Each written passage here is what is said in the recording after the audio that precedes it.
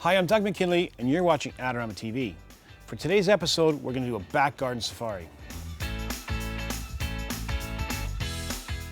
Why the back garden safari, you might ask? Well, a while back, I was commissioned to shoot a job in the Okavango Delta in Botswana. A dream job, right? The only wrinkle was I didn't have a lot of experience shooting wildlife. It just wasn't my thing. So I needed to get my skill set up to speed and quick. So I decided to do the back garden safari using the wildlife that often pass through our garden. And as such, I wanted to pass along some of my findings to those of you who might be looking to do their first big wildlife trip. Like its big brother, the back garden safari demands a high level of planning. You need to get to know what kind of wildlife or domestic life is passing through your property. For instance, here in southeast London, where I currently live, we not only get pesky squirrels and the neighborhood cats, including my son's 2 orange ones, but a wide variety of bird life and urban foxes too, which I've yet to get a good image of, but I'll keep trying. However, where I grew up in Western Canada, we had coyotes, raccoons, and even the occasional black bear.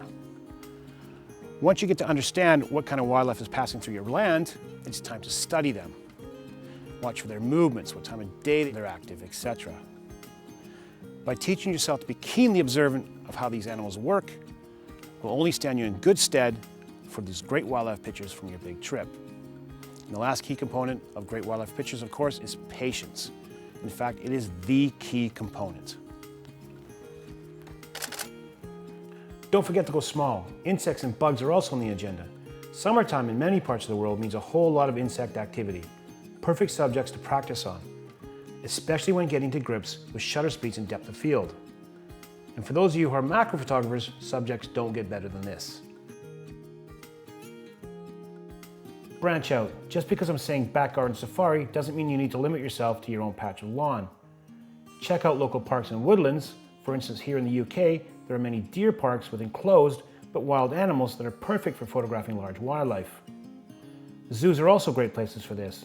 Just be sure to check with the administration for their photographic policies. Now, your equipment choices are also a big part of your planning. Now, we're primarily talking about wildlife photography, I mean big animals. The shortest lens you can get away with really is about a 200mm. But if it's your first big trip away to the Americas or Africa or Asia on a wildlife trip, why not think about renting rather than buying? It just makes more sense if you have no real need for a 500mm on a daily basis or weekly basis. Now, your back garden is also a really great laboratory to try these lenses out. Try macros, primes, zooms, telephotos. Fortunately, Adorama have a really great rental section, so why not check other lenses, get a hold of a few, and get to grips with those lenses. As for camera bodies, the most current batch of mid-range DSLRs from all companies are fantastic. Most produce great images, even at high ISO. They offer some interesting focusing options, the dynamic range is amazing, and the pricing is often affordable for the ardent amateur.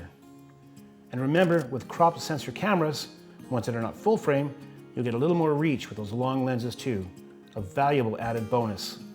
Another great aspect of the back garden safari is you can really control your environment. It's a great locale to test shutter speed, depth of field, different lenses, and of course lighting conditions. Because when you're in the field, the last thing you want to be doing is messing around with your equipment. You need to know it. Ask yourself, why do the pros get such good images? Well, the simple answer is they're always ready to release the shutter. They don't second guess themselves. They're always ready to do the job. That's where you want to be.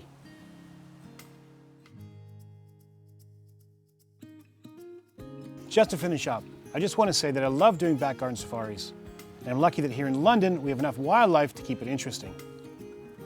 I hope this has inspired you to improve your wildlife photography skills by simply using what lives around you. Thanks for watching. I'm Doug McKinlay for Adorama TV.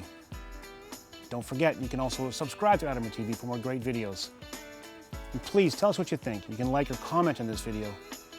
And please stop by the Adorama Learning Center for more great tips and tricks.